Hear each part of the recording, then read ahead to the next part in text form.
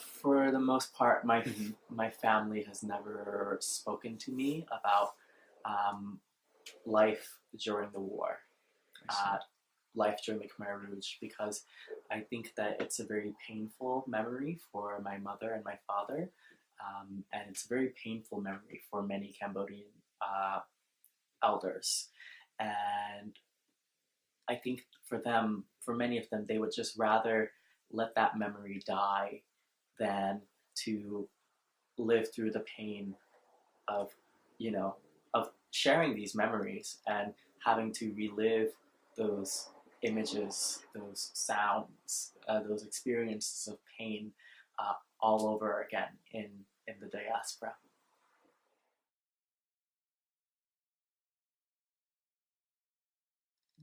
When I think about the effect of war Uh-huh. upon my parents and upon my family, I think about, the way that my mom and dad, they don't tell us that they love us, right? But we know that they do. We feel it, right? So the same thing with the war. They don't tell us anything about the war, but we sense its damage. We sense the pain that it's caused. So, my father has already passed away, but he's never spoken to me ever once about his time during the Khmer Rouge. And my mother, on the other hand, sometimes, in bits of anger, she'll say, you guys have never seen struggle, during the Khmer Rouge this, during the Khmer Rouge that, so, but um, it's never been anything very detailed where she really wants to tell um, what happened, what her life was like during that time, because I think it's just too painful for her. She lost her sister during that time. Many people in the Cambodian community lost their whole entire families. So I think you know, for myself as someone who's born in the States, I can't even begin to imagine just kind of how do you heal from that type of loss? How do you heal from that type of trauma, from that type of uh, pain? It's something very hard and something, I just recently lost my dad 3 years ago. And for me, even that was so painful and so traumatic and really threw my life kind of off course.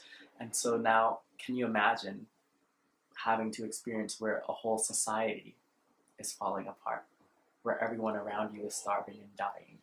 Um, so, I just can't even begin to imagine the pain and the struggle that many Cambodian elders experience in the diaspora. First, being uprooted and displaced from their homes inside the country, and then displaced to a refugee camp where it's not necessarily safer, right? There's trafficking, there's unchecked violence and abuse. And then after that, they're displaced into these communities that are oftentimes inner city communities that are rife with problems, rife with poverty, rife with violence. And so, I can't imagine carrying all of those pains and then still having the immediate struggles of the world around you. And I think that forgetting is kind of two things. It's that sense of forgetting in this case is one, being able to move beyond the pain, right? And two, not wanting to burden the people around you with your pain, because there's a weight to hold, for yourself, and there's a weight to hold for your family.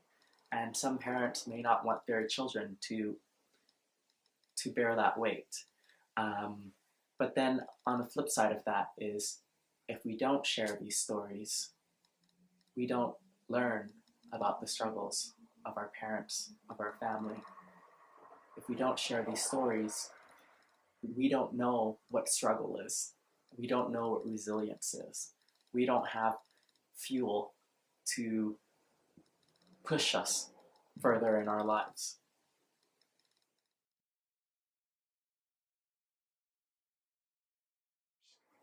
You know, it's really interesting because as a second generation Cambodian American, I feel like my education really ripped me away from my family. So the moment I was 5 years old, English became my primary language because of school. And because of my focus on school, I was ripped away from my parents. I could no longer speak to them with the same type of intent and the same type of sincerity that I did when I was younger. And then on top of that, when you go off to college and they've never been to college, they don't know what college is. They don't understand it. That rips you even away even further, and then most importantly was my artistic practice. My parents, their life, they were farmers in Cambodia, and so they lived tied to the land and the sun and the water. And if any of those things didn't deliver, that meant starvation, that meant struggle, that meant poverty, right? And so for them to see their son who excels academically, to see their son who has so much potential to be whatever he wants to be, choose a life of the arts, and the poverty that most likely comes with that life, for them that's really scary, because they don't want to see me struggle the same way they struggled. I've had a very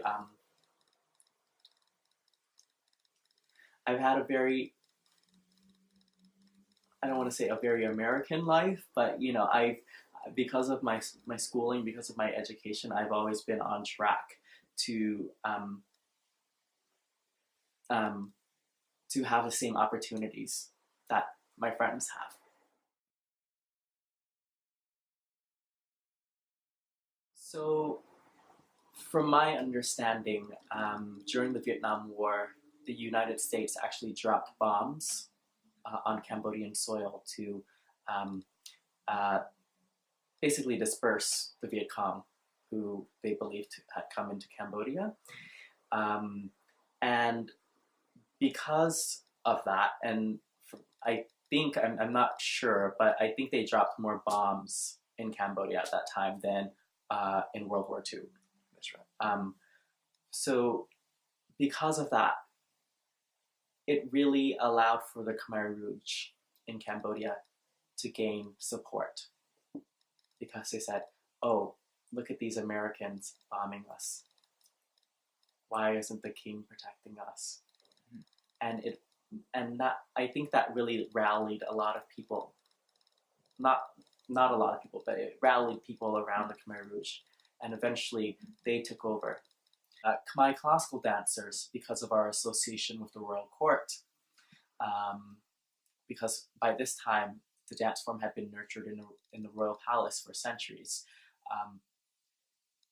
Because of our association in the royal court, Khmer classical dancers were also targeted. And so in a period of 4 years, 90% of artists died from disease, overwork, execution, and starvation. And so what does that leave you?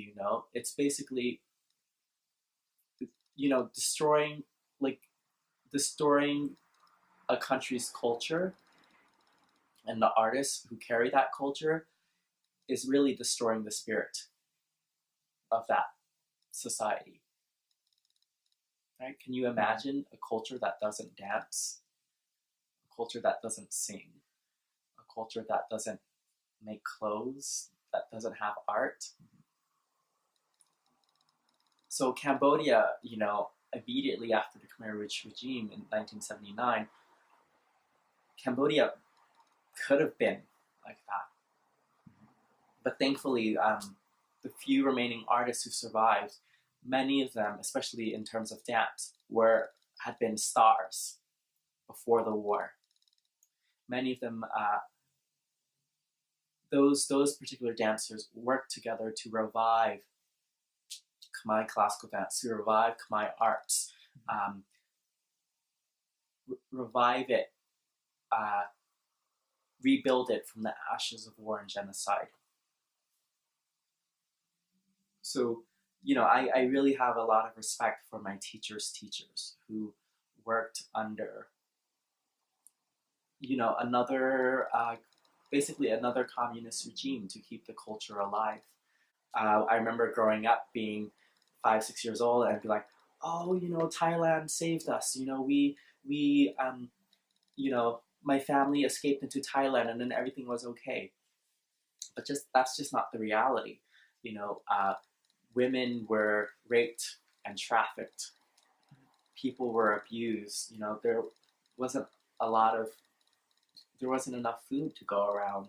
For someone like myself who is born and raised here in Long Beach, I get the experience of the war secondhand. I see the war in the way that, oh, did you know that Cambodian adults show higher rates of post-traumatic stress disorder than combat veterans? Okay, I see the war in, oh, did you know that over 50% of Cambodian youth demonstrate symptoms of depression? I see the war in that that Cambodians in general have the lowest rate of college graduation amongst the Asian American population, and are one of the poorest Asian American communities.